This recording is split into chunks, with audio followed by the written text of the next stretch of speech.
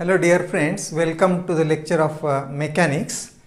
In this lecture we shall solve some multiple choice questions on mechanics and especially the branch of mechanics which is dynamics.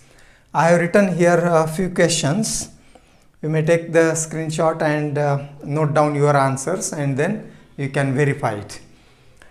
The first question is the rate of change with respect to time of a unit vector moving in a plane is, and the alternatives are 0, unit vector parallel to it, unit vector perpendicular to it. And actually this is a result in mechanics where we have considered a unit vector moving along this unit circle, or a vector moving along this unit circle. And if this is the unit vector, then its time rate of change is a vector. If the radius is 1, then that will be a unit vector, and the rate of change of this unit vector with respect to time is a unit vector perpendicular to it. So this is perpendicular, and that means if this is a unit vector E, then the unit vector, the rate of change of that unit vector will be d by dt of E. And that means a unit vector perpendicular to it is the correct alternative. The next is the radial component of velocity for a circular motion is. Now see again you may observe this circular motion, and if this circle and a particle is moving along this circle, then what will be its radial component of velocity? So if this is the radius vector, then this is the position of the particle P, and this is the radial direction along the radius. So we know that if a particle is moving along a circle, the velocity is always tangential to the curve, and that means the velocity is along this direction. So therefore, if the velocity is along the direction, the perpendicular component will be the radial vector. So tangent and radius are perpendicular to each other, and therefore there is no component along the radial direction, because the velocity acts only along the tangent, and therefore the radial component along radius will be 0. So this is the correct alternative. Next is the work done by the force. This force is given 2x. The force is in vector form, that is given 2xi plus 2yj, and in moving a point from P to Q. P is 1, 2 and Q is 3, 2. Now we know that the work done is force into displacement, or that therefore here for the third problem, see, work done is W, and that will be integral of this force F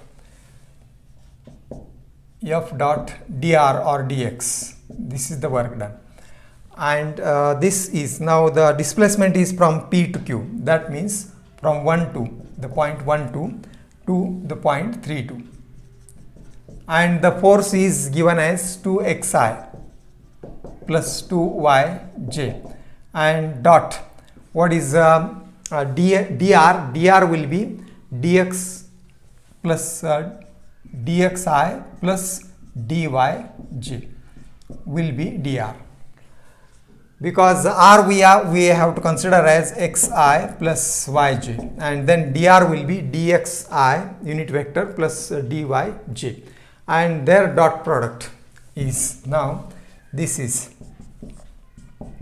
from 1, 2 to 3, 2.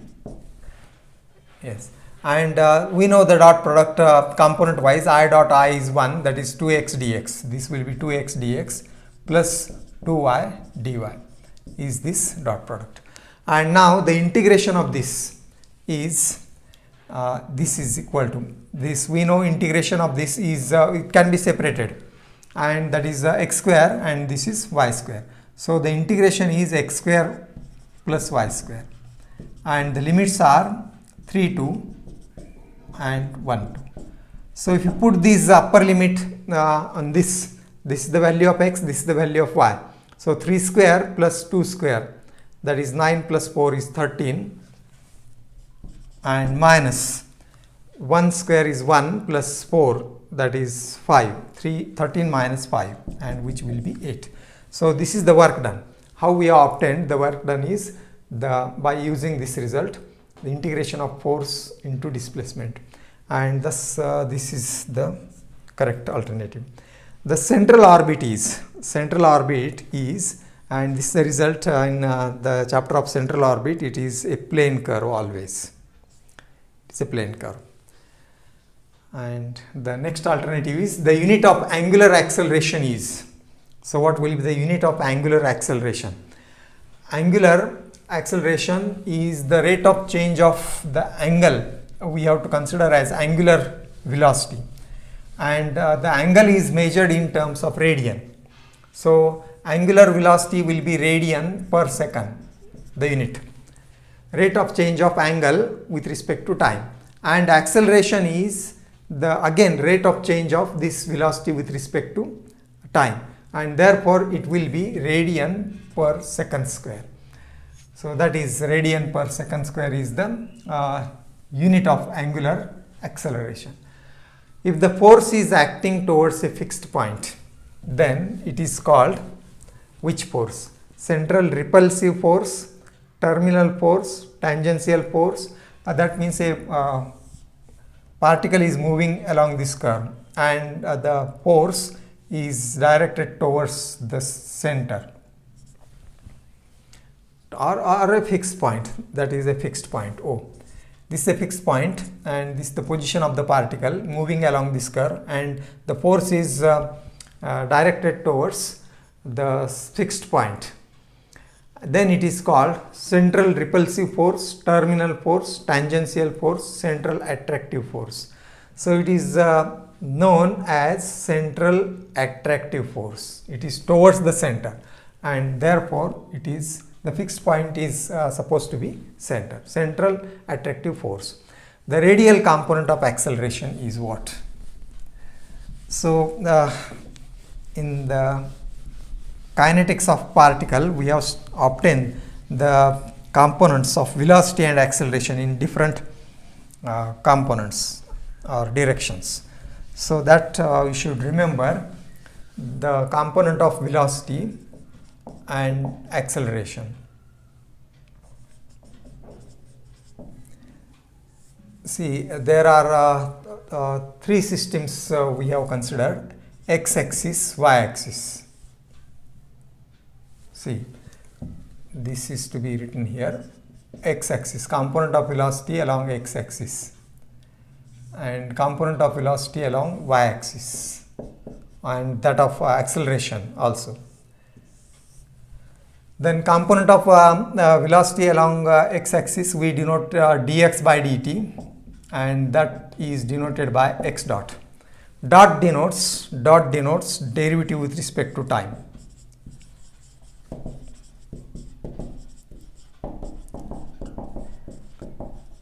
And double dot denote double derivative with respect to time.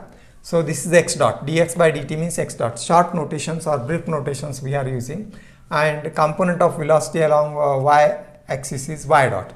Similarly, the acceleration is again time derivative of velocity. So therefore, this will be second derivative of x with respect to time, x double dot, and this is y double dot. So this is a rectangular components, tangential component, and normal components are also there.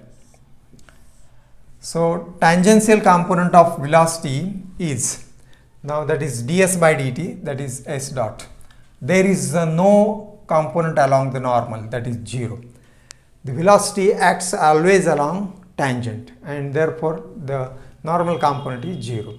And for acceleration, it is second derivative of s. S denotes displacement, and normal component is v square magnitude of velocity, and rho is the radius of curvature.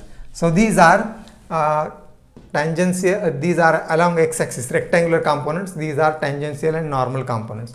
One more axis is there, that is radial and transverse. And again for this, the component of velocity and acceleration are, the radial component of velocity is, we should consider that component of velocity as r dot, radial component is r dot and transverse is r theta dot. You see, dot we have seen earlier, that is derivative with respect to time. R dot means d by dt. Here r theta dot means d theta by dt. And the component of radial component of acceleration, radial component of acceleration is r double dot minus r theta dot square. And the transverse component of acceleration is 1 by r d by dt of r square theta dot. So these components you should remember, so that if there is a question on this, direct question on the component, then you can attempt it. Now see, the question here is the radial component of acceleration is, now radial component of acceleration. So this is the radial component of acceleration, r double dot minus r theta dot square. So but what is the meaning of this? This is r double dot means d2 second derivative, d2 r by dt square with respect to time, minus r theta dot means d theta by dt whole square. So this is actually the radial component of acceleration and this is radial component of velocity. So this the alternative is B here. And the next is the path of projectile in vacuum is, the path of projectile, any particle projected in space is called projectile, and we know it takes a parabolic path. The particle will take parabolic path, and therefore the path is not ellipse, cycloid or circle, it is a parabola. So this is the correct alternative for 8th question. These are next questions. The 9th multiple choice question is, in CGS system the unit of impulse is which one? Now we know impulse is a very large force which acts for a small time interval. That means impulse is force into time, and force we know it is mass into acceleration, and this is time, and the unit of time we have as second. So unit of mass in CGS system is gram.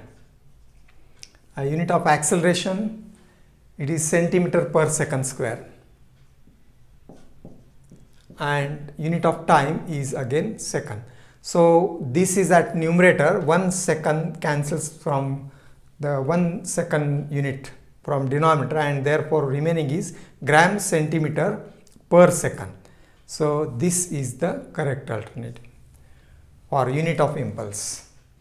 Now next is, if the particle is projected vertically upward with initial velocity u, then the velocity v after time t is given by which expression? And this is these are the laws of motion, vertical motion, and in that case we have, if the particle is moving upward, it is upward.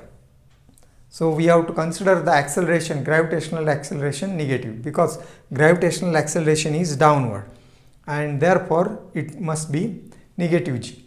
And here the result is given by u minus g bar t. So this is the correct alternative.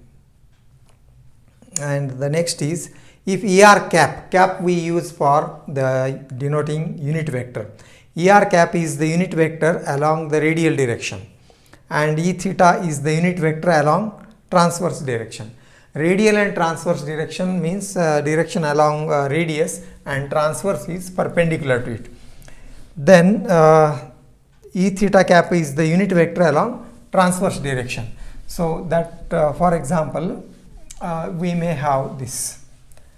Suppose the particle is moving along this curve and this is the center or fixed point, and this will be the radial direction. This is r, p, and the unit vector along this is er cap. And E theta cap is the unit vector along transverse direction. Transverse direction is perpendicular to the unit vector. So this is transverse direction.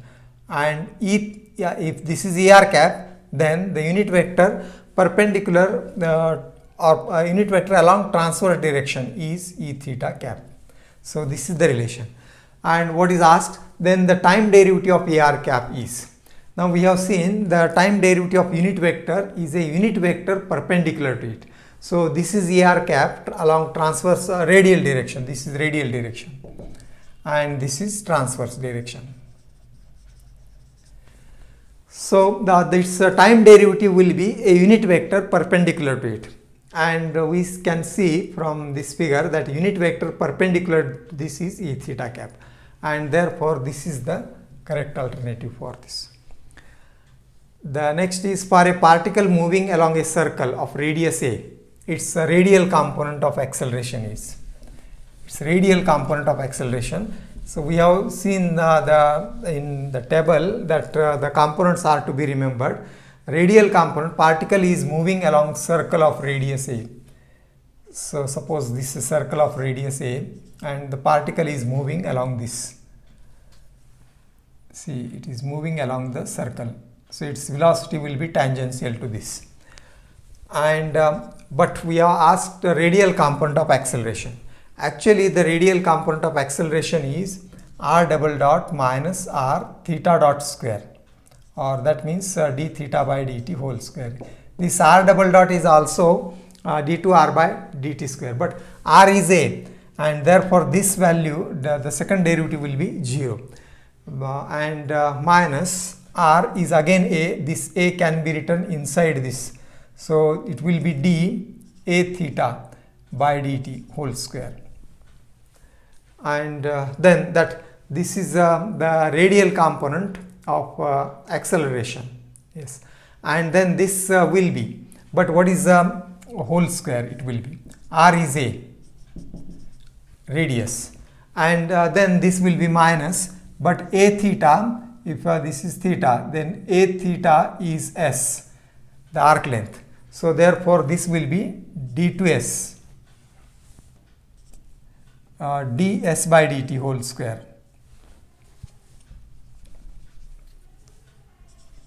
ds by dt whole square, and the denominator must be, we have this as a, r double dot minus radius is a we have considered, and this is r theta dot square, r double dot minus r theta dot square. So but we have written this in square form, see, and therefore we must write, or see, I shall write like this, r is a, that is and this part is 0, so it is 0 minus r is a d theta by dt whole square. And you see this a we want to write with this theta, but it is a square and therefore it is single term, and therefore this must be written as d a theta by dt whole square divided by a, because this a square divided by a will be 1, and this d theta by dt is s, so this is minus 1 by a ds by dt whole square, and ds by dt is the magnitude of velocity, or that we denote by v square upon a. So this is actually the radial component of acceleration, and the choice is this second, negative v square by a. The next one is, if a particle is projected with a fixed initial velocity, then the angle of projection for maximum range is. So that is a standard result, the angle of projection for maximum range, if the velocity, initial velocity is fixed, and that is always see, the particle is projected from this place and we want a maximum range. This is the horizontal range. So this is the angle of projection.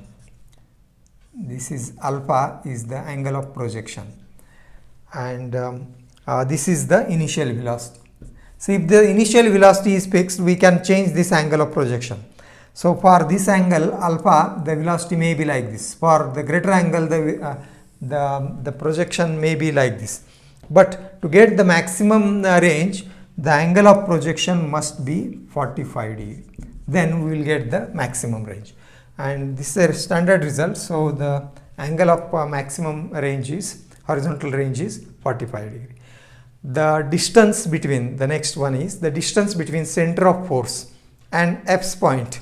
So this is a question from central orbit.